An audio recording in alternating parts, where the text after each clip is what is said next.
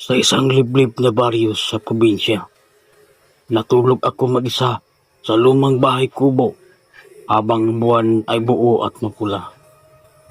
Bigla akong narinig ang mahinang tik-tik mula sa bubong, parang may ibon na lumalapit pero walang pakpak na tunog.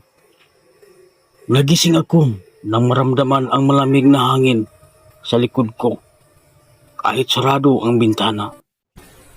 Sa kisame, may butas na bagong nabutas, parang hinukay ng matulis na dila.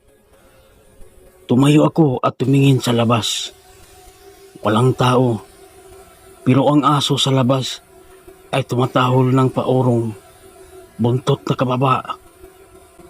Pagbaling ko sa loob, nakita ko ang anino sa dingding na mas matangkad kaysa sa akin. May mahabang dila na nakabitin. Biglang nawala ang anino, pero narinig ko ulit ang tik-tik. Ngayon, mula sa ilalim ng bahay. Lumapit ako sa sahig at nakita kong gumagalaw ang mga tabla ng bahagya. Parang may humihila mula sa baba. Sa gitna ng gabi, biglang tumaas ang aking tiyan.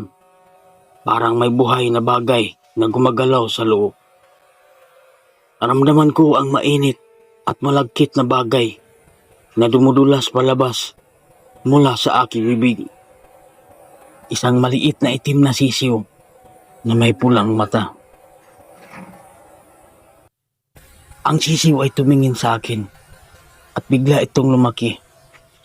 Naging mahabang dila na bumabalot sa aking leeg. Hindi ko na makontrol ang aking katawan. Nagsimulang lumutang ang aking itaas na bahagi. Umihiwalay sa baywang. Lumipad ako palabas ng bubong bilang aswang. Ang aking ulo at dibdib na lang. May pakpak na gawa sa balat at buto. Sa baba, nakita ko ang aking ibabang katawan na nakatayo pa rin. Naglalakad ang mag-isa patung sa kagubatan. Sa kagubatan, hinahanap ko ang biktima. Isang matandang magsasaka na natutulog sa lilim ng niyog. Ang aking dila ay lumabas ng mahaba. Tinusok ang kanyang tiyan at sinipsip ang kanyang bituka ng buhay. Pagkatapos kumain, bumalik ang aking ibabahong katawan sa akin. Nagdikit ulit sa baywang na may madilim na usok. Pero sa halip na mawala ang gutom, lalong lumalakas ito, parang may isa pang aswang na naghahabol sa akin. Narinig ko ang wakwak. Mas malakas, mas malapit mula sa likuran ko.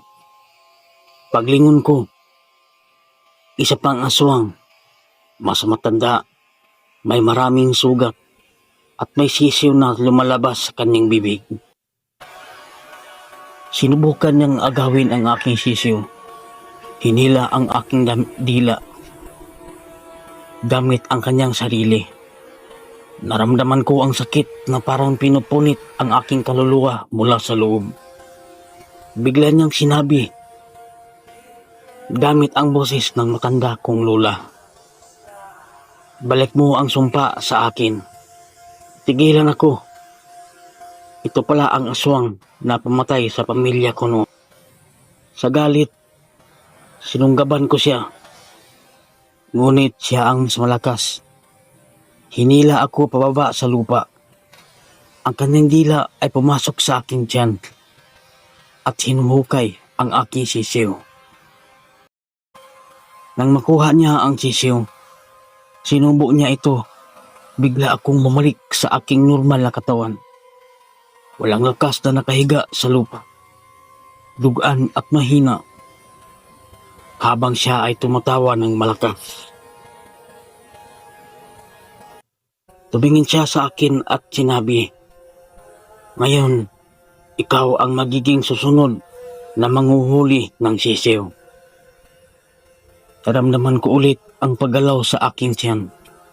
bagong itlog na nabubuo. Umalik ako sa bahay kubo ng madilim pa. Walang nakakaalam kung ano ang nangyari.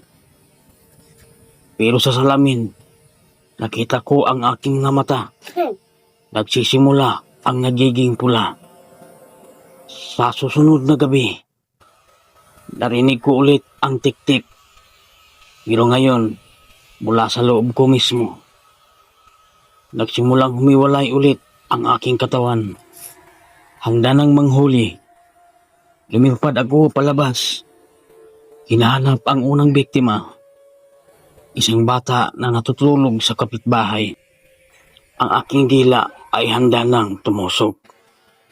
Sa umaga, walang bakas ng pangyayari. Maliban sa maliit na butas sa bubong ng kapitbahay.